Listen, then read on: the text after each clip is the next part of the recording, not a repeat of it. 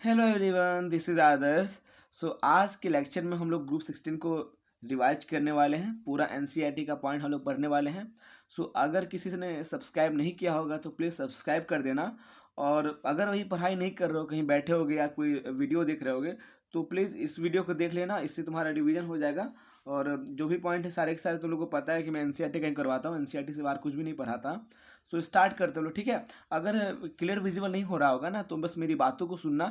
मैंने पूरा कोशिश किया है वैसे कि तुम्हें क्लियर मैं दिखा सकूं जो भी मैंने लिखा हुआ है। अगर ऐसा नहीं हो पाता तो मेरी बातों को प्लीज़ सुनना ध्यान से। इससे भी तुम्हारा रिवीजन हो जाएगा, ठीक है। शुरू करते हैं। देखो, ग्रुप 16 में जो मेंबर होते हैं वो होते हैं oxygen, sulphur, selenium, tellurium, livermorium और पोलोनियम, ठीक है। लिवरमोरियम जो है वो सबसे न्यूएस्ट मेंबर है इस ग्रुप का, ठीक है। अब देखो होता क्या है कि इस ग्रुप को बोलते हैं ग्रुप ऑफ कैल्कोगेंस, ठीक है। और जो कैल्कोगेन वर्ड होता है ना, वो ग्रीक वर्ड से डिराइव होता है, ठीक है। और इसका मायने क्या है, देखो, derive from Greek word for brass and points to association of sulphur and its congeners with copper, ठीक है ना। मतलब सल्फर होता है ना, उसका क्या होता है ना कि एसोसिएशन होता है कॉपर के साथ में, ठीक है, ब्रास बनाने में, ठीक है। इसलिए हम उसको बोलते हैं ग्रुप ऑफ कैल्कोगेंस। यहाँ पे लिखा हुआ combined sulphur exist primarily as sulphate such as gypsum. देखो, जो सल्फर होता है ना, मेनली क्या होता है, कंबाइंड स्टेट में एग्जिस्ट करता है, जैसे कि जिप्सम, इप्सम, बेराइट, ठीक है। इसमें फॉर्मूला इंपॉर्टेंट है देखना, क्योंकि जिप्सम का फॉर्मूला होता है CSO4.2H2O। और वहीं अगर हाफ H2O होता तो प्लास्टर ऑफ पेरिस हो जाता, ठीक है। तो ध्यान रखना, जिप्सम के लिए CSO4.2H2O, इप्सम के लिए MgSO4.7H2O, बेराइट BaSO4 को बोलते हैं, ठीक है। और सल्फा एज अ सल्फाइड में आता है तुमको PbSN की गैलिना, जेडन इसको जिंक ब्लैंड बोलते हैं। कभी कभी सॉलिड वुड जाइट स्ट्रक्चर इसको बोला जाता है, ठीक है ना। और होता है CuFeS2, इसको बोलते हैं तुमको कॉपर पायराइड, ठीक है ना। ध्यान रखना, ये वाला चीज़ इंपॉर्टेंट पॉइंट है, इसका नाम याद रखना। जनरली कन्फ्यूजन क्या होता है जिप्सम और इप्सम में, ठीक है ना। ऐसे याद कर सकते, देखो ME, मी, जिप्सम कर देना। ऐसे मैंने याद किया था, ठीक है, वो बता रहा हूँ। अगर याद करने में कन्फ्यूजन होता होगा कि जिप्सम, कैल्शियम और इप्सम और मैग्नीशियम किसका होता है, तो याद रखना मी होता है, ME से मी कर देना।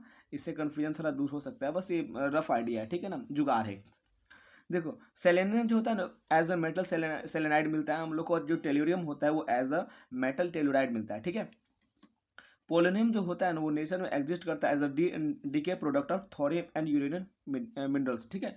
ये जो होता है पोलोनियम, ये रेडियो एक्टिव होता है, ठीक है, नॉर्मली। क्या होता है कि जो थोरियम और यूरेनियम मिनरल होता है, जब उसका डीके होता है ना, उसके डीके होने से पोलोनियम मिलता है, ठीक है। याद रखना कि थोरियम और यूरेनियम, ये चीज़ याद रखना है हमेशा।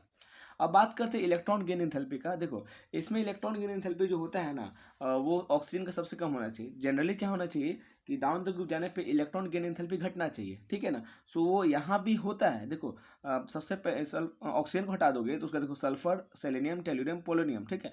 वो भी ऑर्डर यहाँ फॉलो हो रहा है जो जनरल होता है कि डाउन द ग्रुप जाने पे तुमको इलेक्ट्रॉन गेन एंथैल्पी घटना चाहिए। यहाँ वो भी होता है, लेकिन यहाँ क्या होता है, सबसे बड़ा उलटफेर क्या होता है कि जो ऑक्सीजन होता है उसका सबसे कम हो जाता है। ऐसा क्यों होता है? क्योंकि जो ऑक्सीजन एटम होता है ना, वो बहुत कॉम्पैक्ट नेचर का होता है, ठीक है ना।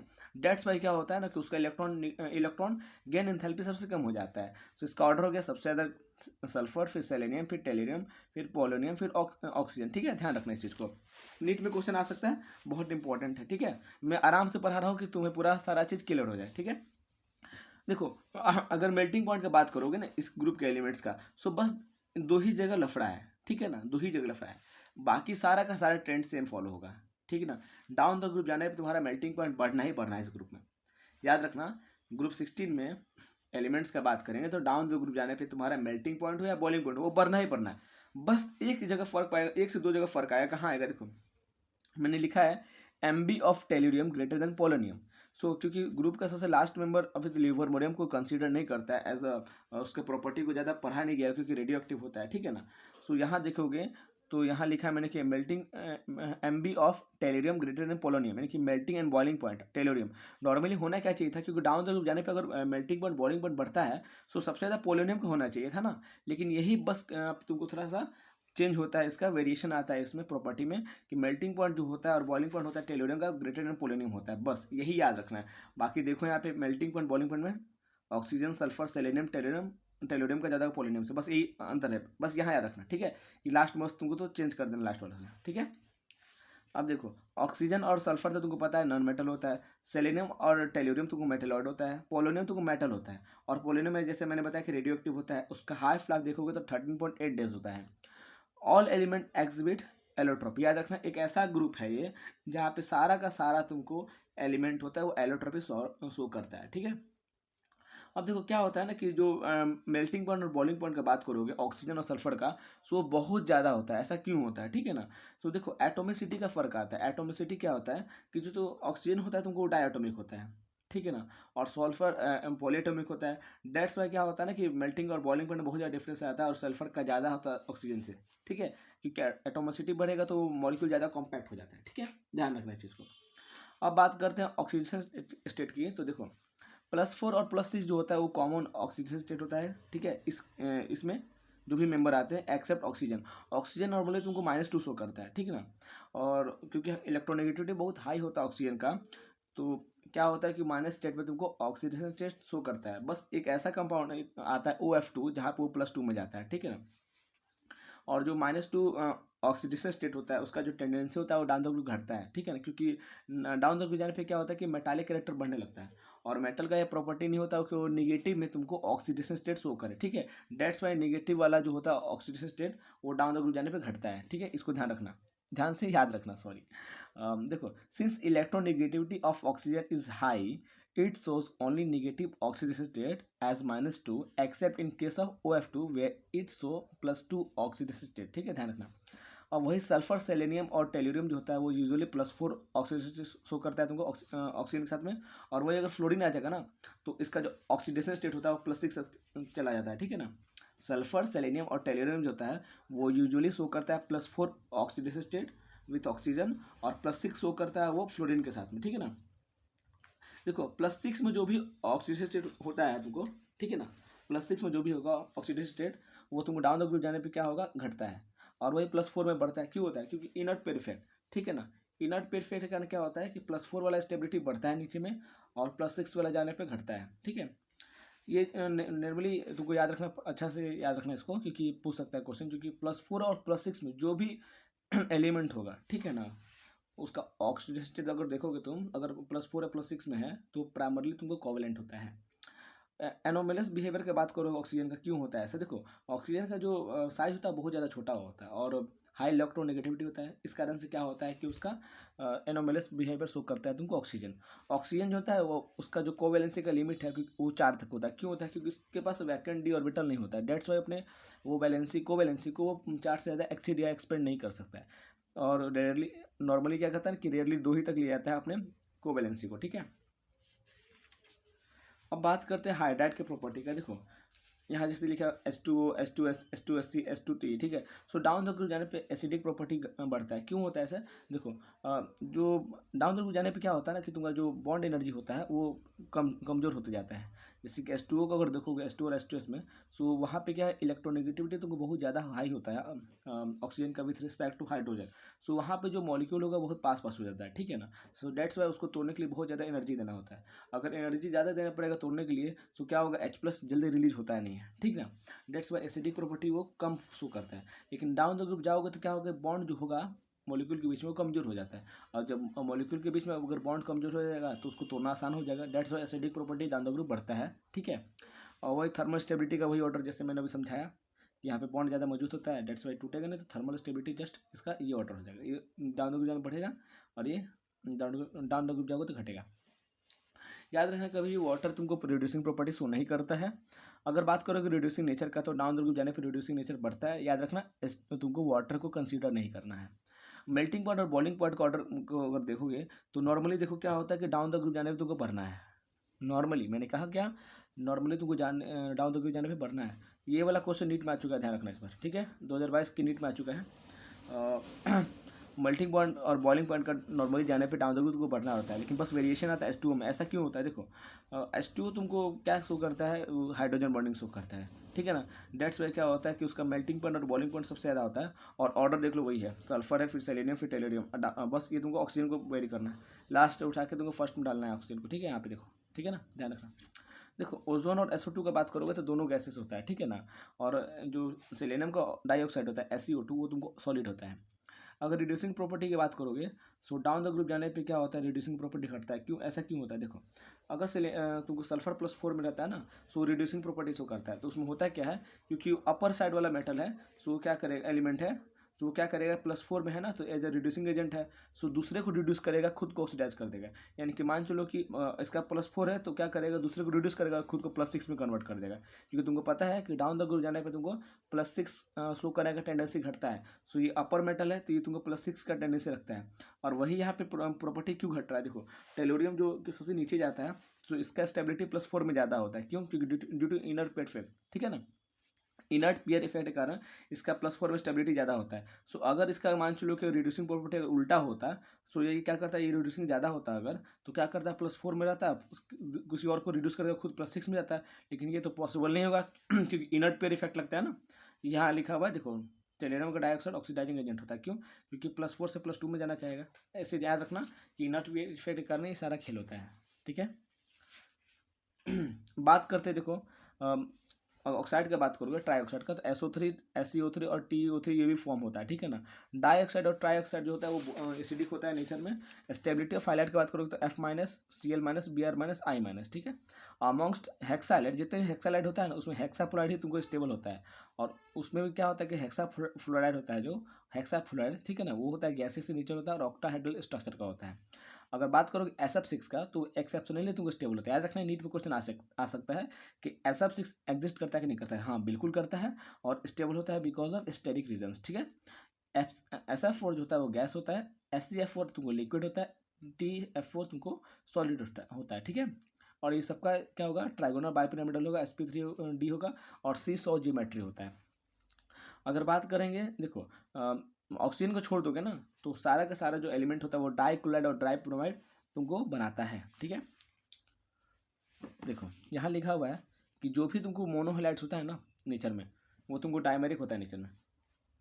सो यहाँ पे जो मैंने लिखा है, देखो H2F2 H2Cl2 H2Br2, ये इतना सल्फर शो करता है इस तरह, फ्लोरीन क्लोरीन ब्रोमीन के साथ में, और सेलेनियम क्लोरीन और ब्रोमीन के साथ ये वाला कंपाउंड बनाता है। डायमेरिक हैलाइड जो भी होता है ना, तुमको अंडर घुस जाता है तुमको डिस्प्रोपोर्शनेशन में। इसमें होता है कि देख Fe2Cl2 है, ये तुमको SeCl4 प्लस 3 सेलेनियम में कन्वर्ट हो जाता है। ये याद रखना इंपॉर्टेंट नहीं है, तुम वैसे ही बैलेंस कर सकते हो। याद रखना कि जो तुमको डायमेरिक हैलाइड होता है वो डिस्प्रोपोर्शनेशन में जाता है। डाई ऑक्सीजन जो होता है उसका प्रिपरेशन कैसे होता है, देखो क्लोरेट, नाइट्रेट या परमैंगनेट, इसको हिट कर दोगे तो ऑक्सीजन निकल जाएगा। जैसे यहाँ KCl3 है, क्लोरेट है, ठीक है, पोटेशियम का, यहाँ पे हिट करोगे MnO2 के प्रेजेंस में तो KCl+O2। सिल्वर है, ठीक है, इसको थर्मल डिकम्पोजिशन करोगे सिल्वर का डाइऑक्साइड, सिल्वर का ऑक्साइड को, सॉरी, सो सिल्वर प्लस ऑक्सीजन। यहाँ पे Pb3O4 है, ये मिक्स ऑक्साइड है। अगर इसको तुम हिट करोगे तो PbO+O2 में निकल जाएगा। HgO को हिट करोगे तो Hg+O2, PbO2 को करोगे तो PbO+O2, ठीक है, ये याद रखना, हीटिंग इफेक्ट वाला क्वेश्चन है। जब H2O2 को तुम एक्वस मीडियम में क्या होता है ना, कि जब फाइनली डिवाइडेड मेटल में और MnO2 में जब उसको रिएक्ट करवाते हो तो क्या होता है, रेडली डिकम्पोज हो जाता है, और किस में हो जाता है, वाटर+O2 में, ठीक है, याद रखना। लार्ज स्केल पे क्या होता है, इसको जो बनाना होता है तुम ऑक्सीजन को, सो उसको वाटर और मतलब क्या करते हैं, वाटर टू एयर से कन्वर्ट करते हैं। इसमें क्या होता है कि तुमको लिक्विफाई करते हैं तो ऑक्सीजन नाइट्रोजन का देखते हैं मेल्टिंग पॉइंट, उसके डिफरेंस पे उसको हम लोग अलग कर लेते हैं, ठीक है ना। अगर इलेक्ट्रोलाइसिस करोगे वाटर का, सो उसमें भी क्या होता है कि हाइड्रोजन तुमको कैथोड पे जाता है और ऑक्सीजन एनोड पे निकल जाता है। ध्यान रखना, इलेक्ट्रोलाइसिस ऑफ वाटर से भी तुम क्या कर सकते हो, ऑक्सीजन प्रोडक्शन कर सकते हो। उस पर हाइड्रोजन तुमको कैथोड पे जाएगा और ऑक्सीजन एनोड पे जाएगा। ऑक्सीजन तो कलरलेस होता है, ऑर्डरलेस होता है, ठीक है। ऑक्सीजन एटम में 3 स्टेबल आइसोटोप होता है, ऑक्सीजन 16, 17, 18, ठीक है। और ऑक्सीजन पैरामैग्नेटिक होता है in spite of having even number of electrons, ठीक है, याद रखना ये वाला, ठीक है ना। और याद रखना S2 भी होता है जब एलिवेटेड टेम्परेचर पे होता है 1000 केल्विन पे, वो भी तुमको पैरामैग्नेटिक बिहेवियर शो करता है, वो आगे लिखा हुआ है, ठीक है, एनसीईआरटी में। सो डाई ऑक्सीजन क्या होता है, directly do not react with gold, platinum and some noble gases, ठीक है। Oxygen combination with other element is often exothermic, ठीक है, एक्सोथर्मिक रिएक्शन देता है जब ये किसी अदर एलिमेंट के साथ रिएक्ट करता है। तो देखो कैल्शियम ऑक्सीजन के साथ रिएक्ट करेगा तो कैल्शियम ऑक्साइड, एल्युमिनियम ऑक्सीजन के साथ Al2O3, ZnS प्लस ऑक्सीजन के साथ जिंक का ऑक्साइड, ठीक है, मीथेन को ऑक्सीजन के साथ कार्बन डाइऑक्साइड, सल्फर डाइऑक्साइड को जो तो ऑक्सीजन के साथ रिएक्ट करोगे, ये तुमको बेसिकली कैटालिटिक ऑक्सीडेशन रिएक्शन होता है, इसमें B2O5 लोगे एज ए कैटलिस्ट तो SO3 बन जाता है। HCl प्लस O2 में CuCl2 डालोगे तो Cl2 प्लस H2O बन जाता है। फॉस्फोरस ऑक्सीजन का रिएक्ट करोगे तो P4O10 और कार्बन ऑक्सीजन का रिएक्शन करोगे तो कार्बन डाइऑक्साइड। ऑक्सीजन का यूज कहाँ करते हैं, देखो ऑक्सीएसिटिलीन जो बिल्डिंग होता है, वेल्डिंग, ठीक है ना, तुम देखोगे कार्बन डाल के जो किया जाता है वेल्डिंग, ठीक है ना, उसमें क्या आता है, इन manufacture of many metal particular steel, combustion of fuse, example है इसका hydrogen in liquid oxygen provides tremendous thrust in rockets, ठीक है, ध्यान से देख लो उसको। देखो अब बात करते हैं, जब तुम SO2 को तुम वाटर से रिएक्ट करोगे ना तो SO3 बनाता है, ठीक है, एसिडिक होता है ये। मिक्स्ड ऑक्साइड का बात करोगे तो Pb3O4 और Fe3O4 ये मिक्स्ड ऑक्साइड होता है। SO2 Cl2O7 CO2 N2O5 ये सब तुमको एसिडिक ऑक्साइड होता है। जनरली क्या होता है कि जो नॉन मेटल होता है ना, नॉन मेटल का ऑक्साइड होता है वो एसिडिक होता है जनरली, ठीक है, लेकिन जो भी ऐसा ऐसा मेटल भी होता है ना जब वो हाई ऑक्सीडेशन स्टेट में जाता है तो भी वो क्या करता है, एसिडिक प्रॉपर्टी शो करता है, जैसे Mn2O7 CrO3 और V2O5, ठीक है। Na2O कैल्शियम का ऑक्साइड, अब BeO हो जाता है, बेसिक ऑक्साइड होता है, ठीक है। अब देखो CO को जब तुम H2O में करोगे रिएक्ट तो कैल्शियम का हाइड्रोक्साइड बनता है, डाइहाइड्रोक्साइड, ठीक है। जनरली क्या होता है कि जो मेटालिक ऑक्साइड होता है वो बेसिक होता है, जनरली याद रखना, एक्सेप्शन हर जगह होता है। Al2O3 जो होता है एम्फोटेरिक होता है, और देखो एम्फोटेरिक होने का फायदा क्या होता है कि वो एसिड और एज वेल एज एल्कली से रिएक्ट कर सकता है। जैसे यहाँ देखो एसिड के साथ रिएक्ट कर रहा है एसिड के साथ में तो बन रहा है AlH2 का होल 6 + 3, और वही जब यहाँ पे बेस के साथ रिएक्ट कर रहा है NaOH के साथ में तो Na3AlOH का होल 6 बन रहा है, दोनों अलग अलग है, ठीक है। अब आगे देखते हैं न्यूट्रल ऑक्साइड। देखो CO NO N2O ये सब तुमको न्यूट्रल ऑक्साइड होता है। ओजोन जो होता है वो इलेक्ट्रॉपिक फॉर्म होता है ऑक्सीजन का, जो 20 किलोमीटर फ्रॉम सी लेवल तक मिलता है तुमको ऊपर तक, ठीक है ना, एटमॉस्फेयर में। देखो स्लो, यहाँ लिखा हुआ है slow dry stream of oxygen is passed through a silent electrical discharge, ये प्रिपरेशन मेथड है, ठीक है। स्लो ड्राई स्ट्रीम जब ऑक्सीजन का पास किया था एक साइलेंट इलेक्ट्रिकल डिस्चार्ज से, सो क्या होता है कि कन्वर्जन होता है तुमको ऑक्सीजन का ओजोन में 10% तक, ठीक है ना, और इसी प्रोडक्ट को हम बोलते हैं ओजोनाइड ऑक्सीजन, ठीक है। और इसमें क्या होता है जब ऑक्सीजन तो कन्वर्ट होता है ओजोन में, सो एक इंडोथर्मिक रिएक्शन होता है। सो इसलिए हम लोग क्या करते हैं यहाँ पे कि साइलेंट इलेक्ट्रिकल डिस्चार्ज का यूज करते हैं इसके प्रिपरेशन में, ताकि इसके डिकम्पोजिशन को डिकम्पोजिशन को प्रिवेंट किया जा सके, बचाया जा सके, ठीक है। अब आगे देखते हैं, देखो यहाँ पे लिखा है if concentration of ozone greater than 10% are required a battery of ozoniser can be used and pure ozone can be condensed in a vessel surrounded by liquid oxygen, ठीक है। इसको ध्यान से बस पढ़ लेना एक बार। अब बात करते हैं प्योर, देखो प्योर ओजोन का बात करोगे तो प्योर ओजोन कैसा कैसा होता है, देखो एक होता है पेल ब्लू गैस होता है, एक होता पेल ब्लू गैस होगा गैसियस फॉर्म में, लिक्विड स्टेट में डार्क ब्लू हो जाएगा और सॉलिड स्टेट तुमको वॉयलेट ब्लैक हो जाता है। देखो ओजोन जो होता है कैरेक्टरिस्टिक स्मेल होता है उसका, स्मॉल कॉन्सेंट्रेशन में हार्मलेस होता है ये ओजोन, ठीक है। और ये क्या होता है कि थर्मोडाइनेमिकली अनस्टेबल होता है, क्योंकि जब ओजोन कन्वर्ट होता है ऑक्सीजन में तो उसमें क्या होता है कि डेल्टा एच निगेटिव होता है, डेल्टा एच पॉजिटिव और डेल्टा जी निगेटिव होता है, तो उससे हाईली फेवरेबल कंडीशन होता है, ठीक है ना। इस कंडीशन में क्या होता है कि अगर तुम ओजोन को रखोगे और उसको अच्छे से तुम अगर उसको हैंडल नहीं कर रहे हो, सो वहाँ पे क्या हो सकता है कि डिकम्पोजिशन बहुत ज़्यादा वाइगरसली हो सकता है, जिसमें एक्सप्लोसिव की तरह काम करेगा वो ओजोन और ब्लास्ट हो सकता है, ठीक है ना। इसलिए हाई कॉन्सेंट्रेशन जो भी होता है ओजोन का वो तुमको बहुत ज़्यादा डेंजरस माना जाता है। और ओजोन जो होता है तुमको एक पावरफुल ऑक्सीडाइजिंग एजेंट है, क्यों होता है, क्योंकि जब ये डिग्रेड होता है तो क्या करता है कि एक नेसेंट ऑक्सीजन को देता है, इसलिए हम लोग उसको बोलते हैं कि पावरफुल ऑक्सीडाइजिंग एजेंट होता है। जैसे कि क्या करेगा PbS है प्लस ऑक्सीजन ले जाओगे तो PbS ऊपर प्लस O2 में कन्वर्ट हो जाता है, प्लस आयोडाइड है यहाँ पे H2 के साथ रिएक्ट करोगे तो यहाँ पे देखो आयोडीन में कन्वर्ट कर दिया इसको। क्वान्टिटेटिव मेथड क्या होता है एस्टिमेशन ओजोन गैस, ठीक है ना। देखो जब क्या किया था कि ओजोन को तुम रिएक्ट करते हैं excess of potassium iodide solution के साथ में, और वो जो बफर किया था तुमको बोरेट बफर के साथ में जिसका pH 9.2 होता है, सो वहाँ पे आयोडीन लिबरेट होता है, और उस आयोडीन को क्या करते हैं ना सोडियम थायोसल्फेट Na2H2O3 के साथ तुमको रिएक्ट करते हैं। इसी से पता करता है कि तुमको ये मेथड होता है तुमको क्वान्टिटेटिव एस्टिमेशन का ओजोन का, ठीक है। देखो NO का बात करोगे तो NO जो होता है इमिटेड होता है फ्रॉम जेट एरोप्लेन्स, और ये क्या होता है गैस होता है, अब ओजोन के साथ रिएक्ट करके क्या करता है NO2 प्लस O2 में कन्वर्ट हो जाता है, ठीक है। फ्रियॉन्स का बात करोगे, फ्रियॉन्स और जो NO होता है ना ये तुमको बहुत ज़्यादा थ्रेट है तुमको ओजोन लेयर का, क्योंकि ये डिग्रेड कर देता है ओजोन लेयर को। सो फ्रियॉन्स जो होता है वो एरोसेल स्प्रे में यूज किया जाता है एज अ रेफ्रिजरेंट। ओजोन जो होता है एंगुलर शेप का होता है, ओजोन जो होता है use in oxidising agent in manufacture of K1 potassium permanganate बनाने में यूज किया था इसका। अब देखो जो मैंने बताया था कि ozone plus potassium iodide excess जब होगा इन बोरेट बफर और जिसका pH 9.2 होगा, इसको तुम जब टाइट्रेट करोगे ये क्या करेगा, ये ओजोन Ki के साथ रिएक्ट करके तुमको आयोडीन बनाएगा और इसको आयोडीन को टाइट्रेट करेंगे विद सोडियम थायोसल्फेट। ये होगा तुमको क्वांटिटेटिव एस्टिमेशन ऑफ ओजोन। ठीक है, ये होता है। बात करते हैं सल्फर के इलेक्ट्रोपिक फॉर्म्स का। सो अल्फा सल्फर होता है, बीटा सल्फर होता है। अल्फा सल्फर को बोलते हैं येलो रोमिक सल्फर, या फिर बीटा सल्फर को बोलते हैं मोनोक्लिनिक।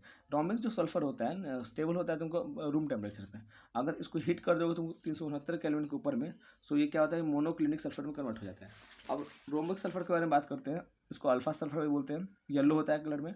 रोमिक सल्फर जो होता है वो crystal are formed on evaporating solution of roll sulphur in carbon disulphide. ठीक है, इनसॉल्युबल होगा वाटर में, soluble slightly in benzene, alcohol, ether, और रेडिली सॉल्युबल होगा तुमको कार्बन डाइसल्फाइड में, रोमिक सल्फर। बात करते हैं मोनोक्लिनिक सल्फर का। सो मोनोक्लिनिक सल्फर को हम लोग बोलते हैं बीटा सल्फर। सॉल्युबल होता है तो कार्बन डाइसल्फाइड में, prepared by melting rhombic sulphur sulphur in dish and cooling till crust is formed. Two crusts are made in crust and remaining liquid poured out. On remaining crust, colorless needle shaped crystal of beta sulphur are form. ठीक है, ये stable होगा तो 369 kelvin पे एवअप करोगे तो, और temperature at which both alpha sulphur and beta sulphur are stable are known as transition temperature. Alpha sulphur को बोलते हैं, अल्फा सल्फर को जब हीट करोगे 369 केल्विन से ऊपर में तो बीटा सल्फर, और कूल करोगे तो हो जाएगा अल्फा सल्फर में कन्वर्ट बीटा सल्फर। ठीक है, देखो बोथ जो तुमको होता है रोम्बिक एंड मोनोक्लिनिक सल्फर जो होता है वो एसिड मॉलिक्यूल का होता है, और एसिड रिंग जो होता है, ठीक है ना, दोनों में वो पकड़ और क्राउन शेप का होता है। सल्फर कंटेन जो करता है देखो कुछ सल्फर ऐसा होता है जो 6 से 20 सल्फर एटम को भी तुमको कंटेन करता है। ठीक है, जो लास्ट 2 डिकेड में बनाया गया है। साइक्लो S6 जो होता है वो चेन फॉर्म एग्जिस्ट करता है एट एलिवेटेड टेम्परेचर। 1000 केल्विन के ऊपर जाओगे सो S2 जो होता है ना वो डोमिनेंट स्पीसीज होता है और पैरामेग्नेटिक बिहेवियर शो करता है लाइक ऑक्सीजन।